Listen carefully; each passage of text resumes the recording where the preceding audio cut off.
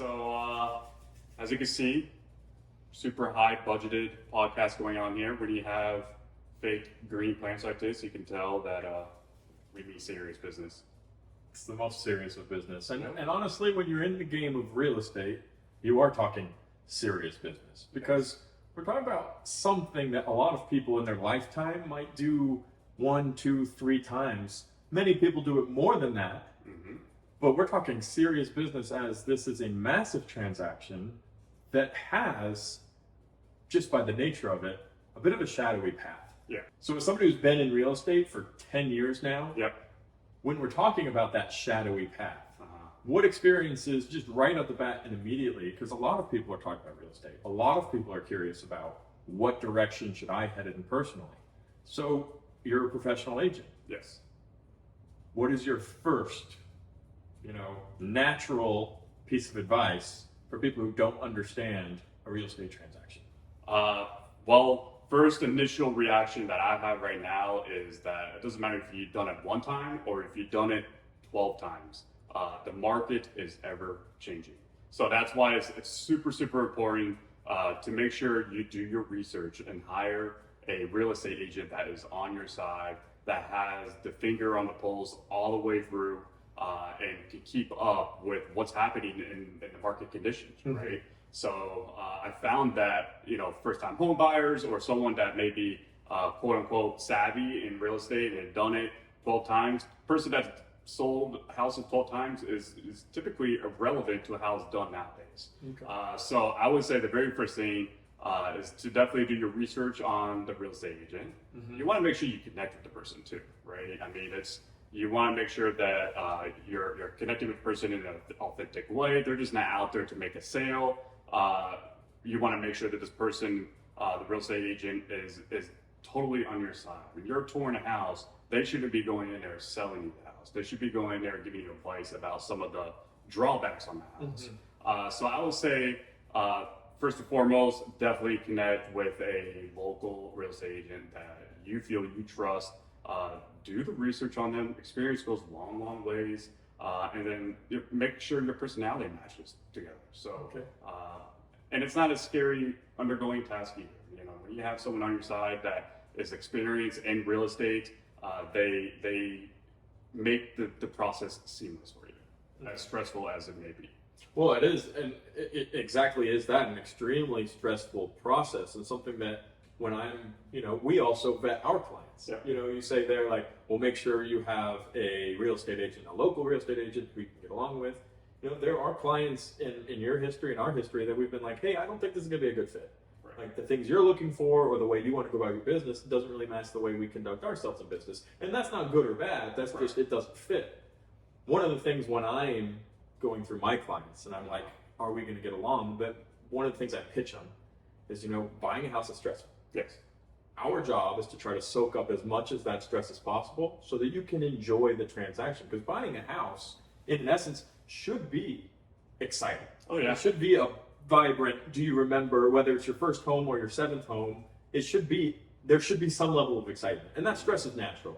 But when you do have an agent who cares about you, when you have a local agent who understands how can we get you the biggest win, not leave anything on the table, make it a situation where you're comfortable, then as a client or as the buyer of a home or the seller of a home, you really do get to enjoy the maximum amount. Sure. Yeah, and it's actually, we have a perfect example. Our mutual client yesterday, she's undergoing a very stressful move. It's a simultaneous closing. And there's a lot of agents that are not experienced in that.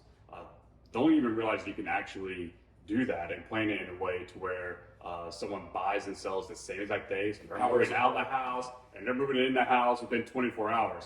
When you're doing that, that's stressful in itself. But when you add multiple pets, cats, dogs, and you have to pack everything in a U-Haul, that is stressful on anyone. So when you have a client calling and you can feel the stress in the phone call or in person, it's our jobs to make sure we step up and what can we do to alleviate the stress for you. So what did we do? We said, all right, we'll have all hands on deck. We'll help you move the day before. Don't worry about that. 2 hours tops, we can knock that out. And that was enough for our client. Yeah, she was just like, you know what?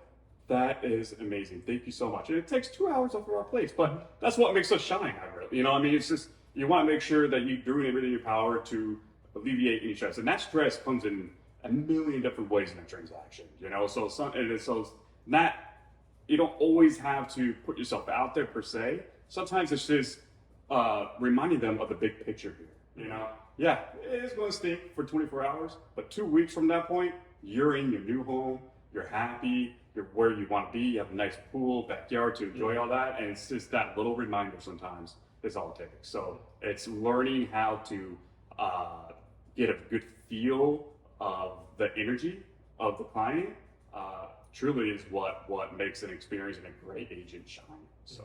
And when we go back and dissect even what you were saying right there about the big picture, yeah, I think that's really, in essence, where a real estate agent can shine. Sure. Is because you mentioned earlier on as well, if you sold a house 3 years ago, yeah, it's so different from today. Oh, yeah. And having that experienced local agent who's working every day to better themselves as an agent, it Yeah. gives them that big picture drawback, which is so essential for smooth sailing. Yes. And there are different things that pop up that nobody can control. You know, you have appraisals, you have, oh, there's actually a leaky pipe, there's all of these things that are unknown. Yeah. But when you have a big picture, almost angel, a guardian looking Yeah. over the Yeah. entire deal that can call and say, hey, this is what's going on, but I also have the solution. Right. So here's the little things that can make you stress for 30 seconds. You know, be stressed. Mhm. But now let's move forward. Right. So one thing I think, a little tagline in our brokerage, something that we like to say, is we're helping you navigate Mhm. the perils of real estate. Yeah, absolutely. What are some of those common perils that you're familiar with that a regular consumer of real estate might not be? So just navigating the process of a transaction. Yeah. Yeah. So, I mean, the very first step we always harp on is we want to sit down with you, right? Like, we need to get face to face, understand each other. I want to understand your vision of what's going to make you happy, 6 months from now, right? So when we go through that process, we want to make sure that they understand that there's going to be a lot of moving parts, and we're going to lay all that out for you. But we're not just going to tell you one time and leave you hanging dry, right? So you have to make sure, before we even look at homes, we want to make sure what your financing is looking like, right? So if we're looking at homes and you need to understand your budget, well, we're going to connect you with a local broker here that really understands the local market, that's going to provide top-notch customer service. And at the same time, we're going to go ahead and start touring with you because really, we know this every single day. Pictures can be deceiving. So, I always tell people, even if you think you don't like the house because the pictures are not really showcasing its best light, which happens a lot, still, let's go take a look at it because there's more times than not, we have clients walk in and say, I didn't think I would like this house. And it's the one they end up buying, right? Mm-hmm. It's little nuances like that. It's just kind of helping them through the process. And then, of course, when we go through the transaction itself, we, explain to them about the deposits. You don't need it right away, because a lot of these items, people think that all needs to happen in one day or in 2 days. And it's like, no, we have moments where we can sit back and breathe during certain deadlines. So this is how we're going to lay it out with the deposit and the inspection period and the loan approval period and the appraisal contingency. And oftentimes our job is babysitting all the other vendors to making sure everyone's communicating properly. And a lot of behind the scenes stuff, a lot of hand holding with what we need to do to make this process seamless for our client, right? So if we just kind of get you under contract and just leave you out hanging, that's not a good look, and it's not going in well, So I would say just being in constant communication, keeping up with each deadline, but also spelling it out for our clients continuously and reminding them, hey, we have this under control. This is where we're at. This is the next steps, and just take it a step-by-step approach. But at the same time, again, we don't want them to get so hyper-focused on one task, like an inspection. If there's a leaky pipe, not the end of the world, at the end of the day, houses are houses, it's boxes. And unless they're about to fall down because they're built in 1800s, for the most part, they can be repaired or we can negotiate something. And so you'll find that a lot of times people just get hyper-focused on one item. And again, It's our job to kind of sit back, paint that big picture approach. Yeah, and it comes back to that same thing, the big picture. And when we come to navigating different perils, Yeah. try to hyperextend it and make it seem like an adventure movie. Well, let's navigate these perils. Well, in a lot of ways, it is that important. Yes. And to paint that picture, not only to ourselves, but to the people we're working with, that's top level. Because they need to be able to say, well, look, we have deadlines. It's more than you signed a contract, you're going to move in 30 days. Yeah. You have an inspection period you have to get to. There's more negotiations that are going to happen. You have an appraisal. Oh, your wife accidentally just bought something on your credit card, and now you can't get the house. It's happening. And there's so many things that Yeah. it could be a simple, oh, I never knew that. And when you do have a top agent, who can give you that checklist, that over the top, that here's what's happening. I'm looking down on you, and you need to do all these different things. You're moving the pieces, but I'm telling you where to put them. Right. And hopefully we can work together harmoniously to get that done at the end of the day. And that is some of the perils. Is sometimes just not even knowing what comes next. Yeah. I think considering, we're starting this podcast because you're passionate about real estate. Oh, yeah. I'm passionate about real estate. We really, really love what we do beyond just it's a job, but it's a lifestyle. Something, there are no days off in real estate. One of the common topics, I think something we discuss often, is real estate agents are probably up there on like the top 5, most annoying. You can say most hated job. Yeah, most hated job. I'm trying to Top think of what to five, say, but the reality of it is, if you go and take a poll in the street right now, like name 5 jobs that you just can't stand. Yeah. Real estate agent's going to be on a lot of people's lists. How can you advocate? As somebody who's a broker, who's worked as a manager for big corporations, who owns a boutique corporation now, who's worked with individuals, both inside and outside of real estate, how could you advocate the goodwill of real estate agents beyond just being money hungry, selfish, lazy people who open a door and get paid a bunch of money?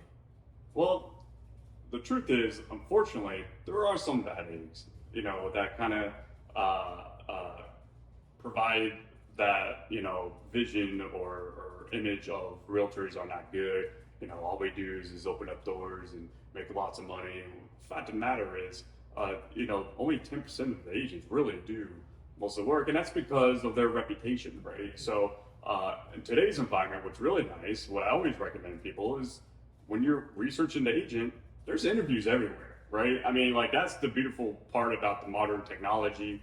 Everything's review driven nowadays, and that really does help the consumer in a lot of ways. But in order to change the vision of how agents work and advocate for what we do, it does make a big impact. I don't think we're ever going to be able to change that totality. I think there's just that stigma there, right?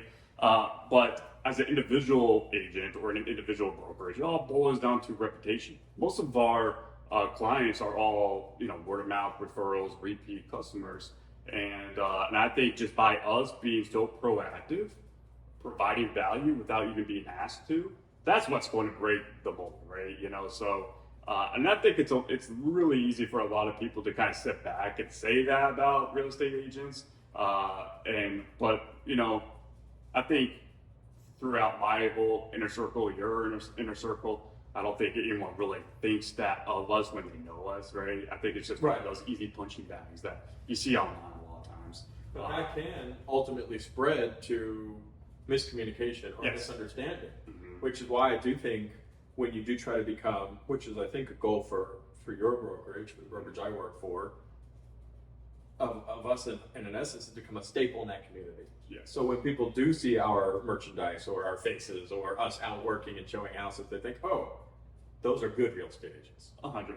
I mean, and it even goes back to like the direct example we just shared about, helping one of our clients move down one day.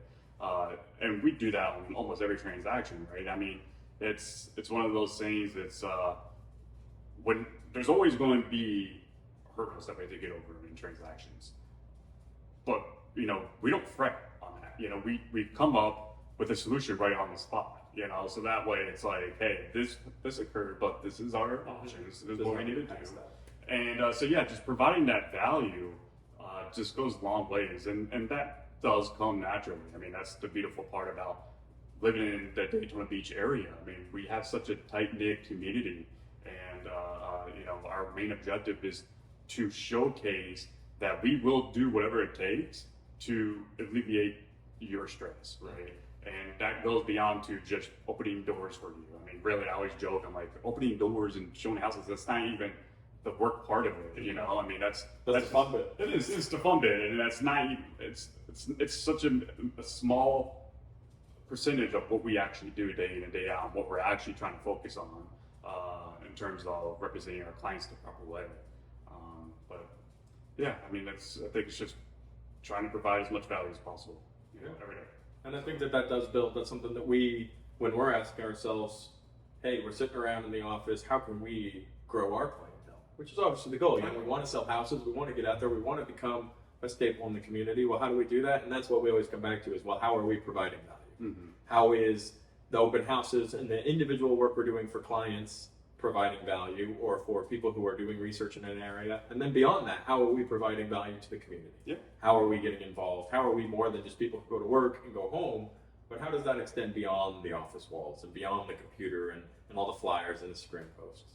But in all reality, it goes back to the passion that I think we have for the community, for real estate, for trying to garner the best deal and learn all of the current negotiating strategies and the different ways we can manipulate the market to work for our clients. So if you have any questions about real estate in general, real estate in the state of Florida, locally in the Daytona Beach area, Port Orange, Ormond Beach, New Smyrna, Orlando, we would love to have a chat with you. So absolutely feel free to reach out. If you're doing research, you just want to know more about the area, or if you have questions about what it's like to be a real estate agent. All stuff we're going to be diving in here. We have multiple different social medias. It's just the way of the world now. So you find us Instagram, TikTok, YouTube, wherever you're watching podcasts. Don't be afraid to leave a comment. Reach out, ask a question. Just text me. Or you can text. You know, old-fashioned text. You know, it's sad that we have to say that's old-fashioned. And really, and one thing, you know, with this being our first high-budgeted podcast here with our plants and everything, I want people to understand we are very down to earth. We're harmless, you know. And when we say we're passionate about real estate, what we're passionate about is making you a homeowner. Mm-hmm. We truly believe that's the American wealth. That's the American dream. And we're going to do everything in our power to make sure that we can get you in a home. So if you are a first-time home buyer or you're about to go into the rental world, just talk to us first. Yeah, it's a conversation. How many times have we, you know, navigated that to where we sat down with our client? And a lot of times they're our direct friends because we're like, no, you're not going to rent $2,000. Sit down with us and let's see if we can paint this picture. Let's see if you have all your ducks in a row. And if not, we're going to work with you. We're going to, you know, provide resources that's going to help you improve whatever you need to improve, whether it's a down payment, we need to go down payment assistance, credit repair. There's so many different ways that we can really utilize and leverage the numbers to work on our side, especially in today's market. Mm-hmm. You know, in today's market, this is my favorite type of market because sellers are winning and buyers are winning. And we want to make sure that if someone can be a homeowner, we want to make sure that they see that vision because oftentimes they don't know that. And there's a lot of misconception out there. Yeah. So chat with us, talk to us. You wouldn't be wasting our time. No. I mean, we'll sit down here and chat with you for 2 hours. We actually love this. So this is our topic. This is what we love to do. So, you know, if you flat out say, nope, still going to rental market way, that's fine, you know, but give us an opportunity to maybe show you what your options are. Because a lot of people we've spoken to in those scenarios, like, oh, well, I can't buy a house. Well, by the time you get through all of the numbers of renting, you're only this far away from just owning. Yeah. And there are different, you know, ways of going at it. There are different ideas. There are different hopes and dreams and aspirations. And we'd love to be, you know, your team behind you, helping you achieve those goals and understand what those goals even could be. Yeah, and I think that's one of the neat things about doing what we're doing right now is I would love to kind of bring up some direct case studies that we've done, right? Absolutely. And showcase to you guys, this is how we did it, you know, and more times than not, people will be surprised. So yeah. I think that's an awesome way to end our very first podcast, right? I mean, this is something Chris and I have been talking about for a while, and oftentimes we try to think of more so me. I'm like, you know, we need all the right things and do this, and it's like all you do is paralyze your own self. So I think this is super fun. I think it's gonna be a really cool way for us to go over real estate topics. Let's do case studies. We'll joke around too. You know, we don't take this. We're not going to take ourselves too serious. You know, but ultimately, we just want to make sure all the real estate questions and common misconceptions and any value that we can add, we can do so in this format as well. So. Yeah. So reach out, have a conversation. We don't bite, and we'll see you next time. All right. See you guys.